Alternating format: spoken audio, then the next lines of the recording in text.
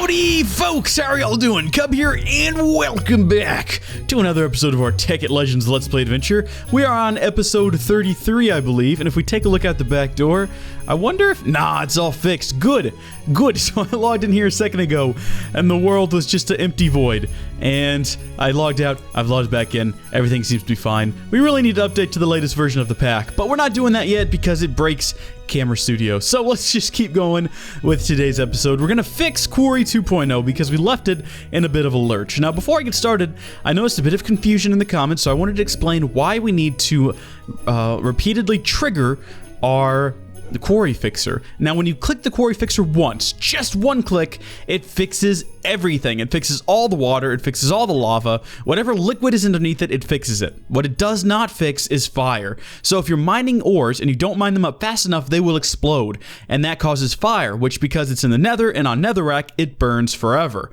We have to use the Quarry Fixer to remove that fire, and once you do it, once it ends up more ore, it creates more fire, and then you have to use the Quarry Fixer again. So I noticed at least one person saying, hey, the Quarry Fixer fixes everything. And you're right, it does, until something bad happens afterward. Like, if I were to use the Quarry Fixer and then pour some water down the quarry, it wouldn't go back and retroactively fix that. Not how it works. So I figured out a way, and when I say I actually got the inspiration from this fine fellow, whose name will be on the screen now, on how to get the quarry working. What we're going to need is we're going to need to build another... I can't see anything in here. We're going to build another timer. And we've built these before, so pretty straightforward. I've got everything we need right here. Yep, I'm actually prepared this time. We'll build a timer, and then you already saw it. It's a deployer. It's going to be... There's two different recipes here. Interestingly enough, they're exactly the same. So whichever one you go with, you're fine. I guess we'll go with the blue power recipe, although again, exactly the same. Makes no difference. Boom, deployer. Excellent. Now we'll head back to the Nether. Well, I'll show you guys some other things that I've been working on, because I have been working on quite a bit. The Nether base, while it looked great, and it looks pretty much the same as it did last time, there's a lot of practical things that needed to be adjusting, as well as the power system. We're still using lava, but I've adjusted the system quite a bit to make it work a little bit better. And I'm now constantly under siege by gas, too. It makes going outside a little difficult. So as you can see, I've added another level up here, where we now pump out lava directly from our tank up here, which I've been told I can right-click. And yeah, look at that, I can. So thank you to that comment. We're gonna have comments galore, because we're also gonna have a comment talking about using lava in either Stirling... It was either a Stirling engine or the...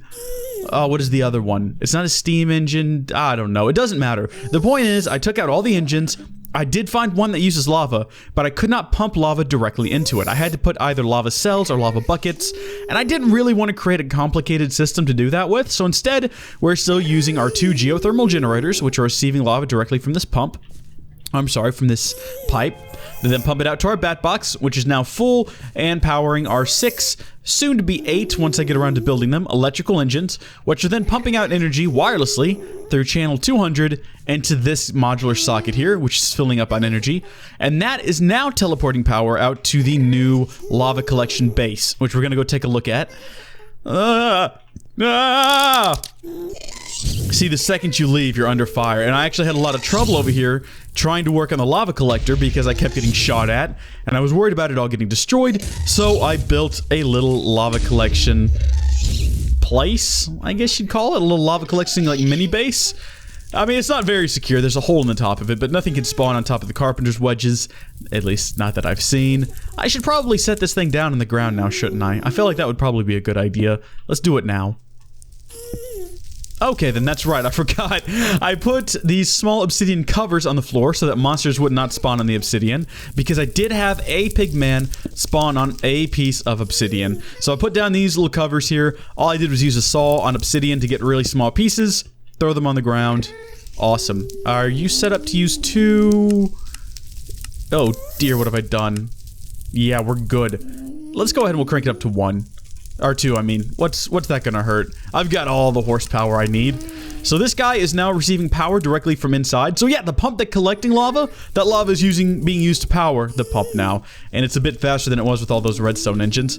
And you can now see what happens when you pump up lava in the Nether. You get this going on. And as you can see, it actually stretches out pretty far. Because, unlike water, it doesn't fill itself in. It does actually collect and use up the lava. So is this going to cause issues? Potentially. I did a lot of this kind of lava collection in my Tekkit main series, and I never had any trouble with it, but there's a possibility that this might be an issue later on, and I'm not worried about it, because I'll worry about it later. Alright? So we'll get back inside here where we should be safe. You'll notice I've restored the lights, and that is because of this useful comment that pointed out that I can just put interdiction torches underneath these guys and it'll be fine. And I should have realized that already, because I put interdiction torches under our portal to keep things from spawning on top of it. And that's worked so far, so we're good there. And I think that that is everything I've done since the last episode. Really, I just moved the same system we had upstairs, downstairs, and tweaked it slightly.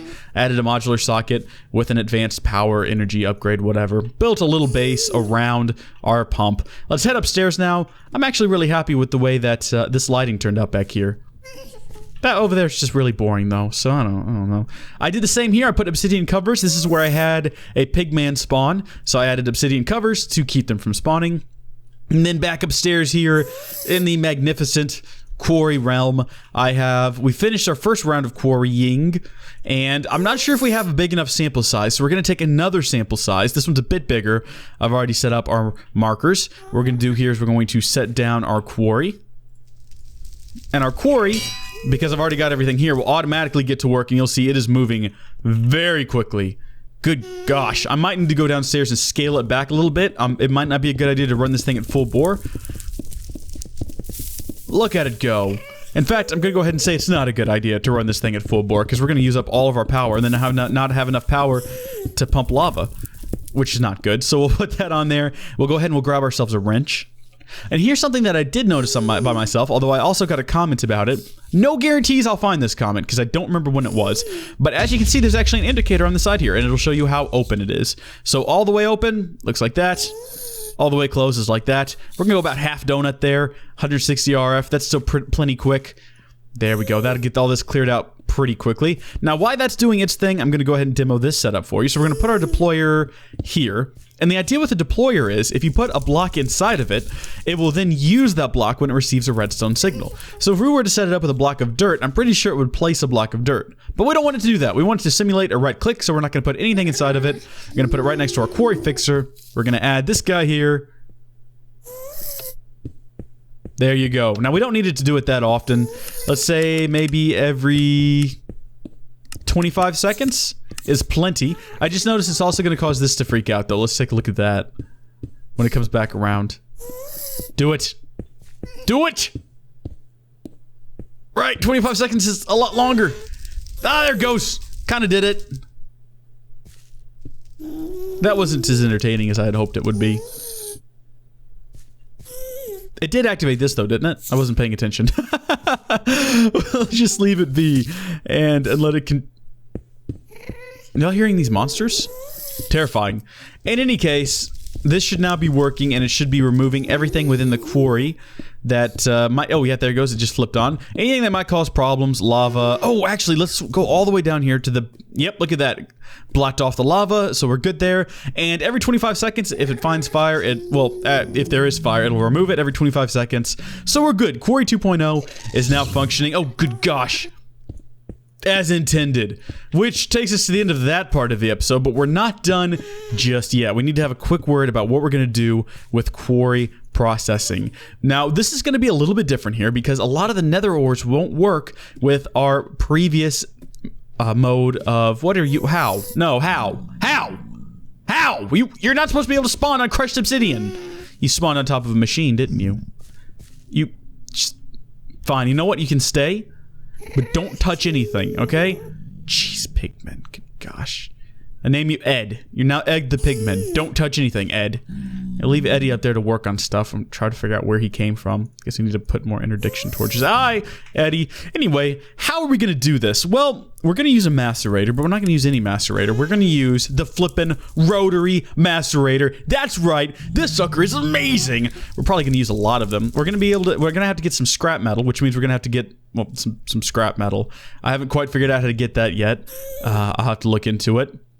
Advanced machine casing, very straightforward. We've done all that before. Scrap metal. How do you get scrap metal chunk? Scrap metal, 8 of them, in a compressor gives you a scrap metal chunk. Where do you get scrap from? Scrap. See, these are things that I'm gonna have to... scrap box. you get from scrap. I don't think those are related in any way. I don't think. Huh. Anyway, we're going to use that, and then we're going to use not just any old furnace. We're going to use the induction furnace. That's right. This one's much more straightforward. It's just a furnace. It's copper. Advanced machine. Yeah, that's pretty cool. Alrighty, folks, I abandoned the Nether. There was way too much, like, gas sounds there, but it's fine. We're back in the overworld, and I'm gonna try to fill out this episode a little bit by doing one more thing, because if I don't, people in the comments will freak out because, oh my gosh, my free entertainment wasn't long enough. So I've got to try to fluff it out a bit here by building a recycler, which is apparently how we get scrap metal. Now, obviously, we'll get from a recycler scrap metal, but or we'll get scrap, but I didn't know that's where we got scrap metal from. So we're gonna have to build a compressor. We have one. We'll build another one. We're also gonna have to build refined iron, some dirt, and some glowstone. So most of those things should be easy to get. We don't have any of them here. We can go ahead and get these items out of here, though. They're just gonna be taking up space. We'll toss them into the... There's not enough room in our random assortment chest. Oh my gosh. That's fine. We'll go ahead and get another random assortment chest. We will make this one the official blue power assortment chest. Throw some assorted blue items in there. Come back to those later. Really need to do something about that. Now, what was I saying? We needed a bit of dirt, and we'll go ahead and get just the bare minimum of 64. Some glowstone. Now that we actually only need a piece of, so we'll just grab a piece. Some refined iron. If we just type in iron, we'll find it just fine. And then the compressor needs this, and some stone. I think we have those two items. What did I just do? No.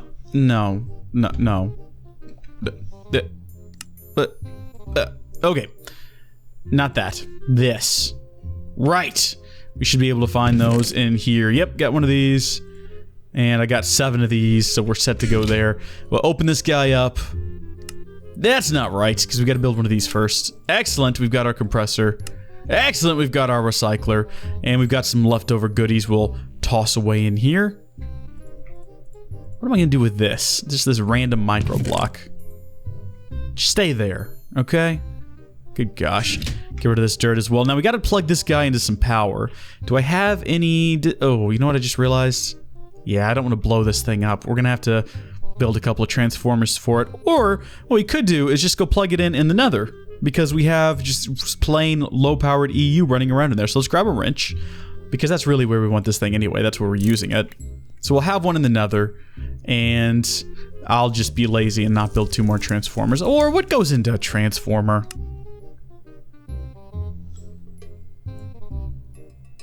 It's not that bad. I'm just too lazy. Nah, I'm too lazy. It's not gonna happen. Alright, Eddie, scooch over. I've got a machine here. I need to plug in. We'll tuck it away back here. Excellent. Recycler. Now we need to throw some metal in it. Let's try we'll go with basic. We'll go with iron. Iron's a good one. Is it the cheapest one? What other ingots do we have? What's the cheapest ingot we can get? Looks like tin and iron are about tied. There's some other ingot options here. Oh, copper's dirt cheap. I wonder if copper will work. Let's just throw some... Something just blew up. Eddie, what did you do? Oh, you're right, Eddie. It was probably the quarry. Oh, we should go check on the quarry. I'm really interested to see how it's doing. Whee!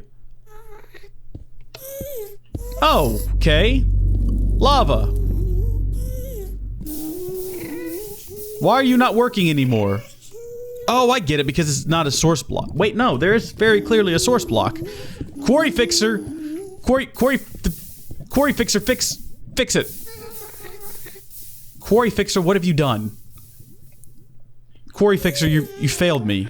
Maybe I need to replace it since it was... Oh, I bet you I know what the problem was. No, it's still not working. Quarry fixer? What's going on here? What is this? Okay, we'll have to fix this ourselves. This is unheard of and odd. Boom, I fixed it myself. You and I need to have a talk, Quarry fixer.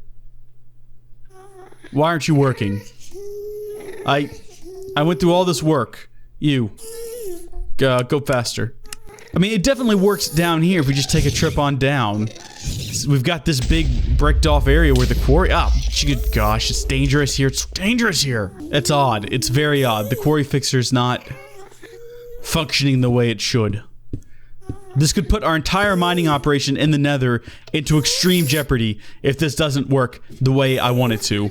And if it doesn't work the way I want it to, I might just throw a fit, like a big old hissy fit, and cry my eyes out. Zeta Industries, why? Well, look at this, it's working though. Any metal in the recycler has a chance of giving us scrap metal. Not a high chance, mind you. We put 64 copper in there and we only got 12. I wonder if we put a different, like, higher value metal in there if we'll get more. So we'll try with iron next because it's worth a little bit more. Not really sure if that's how this works though.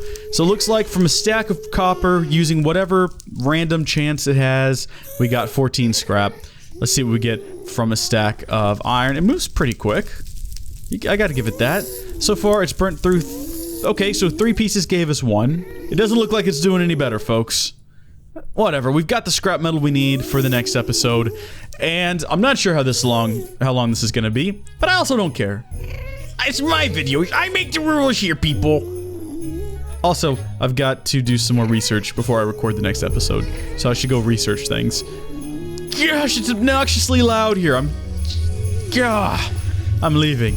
Bye, folks. Howdy folks, how are y'all doing? Cub here, and welcome to another LEGO Let's Build video. Trying something new here. I've got a slightly different setup that I threw together for this episode. I hope you guys will still enjoy it. Today we're taking a look at the LEGO Star Wars Rey's Speeder set. This is, of course, from episode 7, and I hope that by now y'all have seen it because it is an excellent movie. I really enjoyed it a whole lot. I'm still churning over my feelings about it, but I think...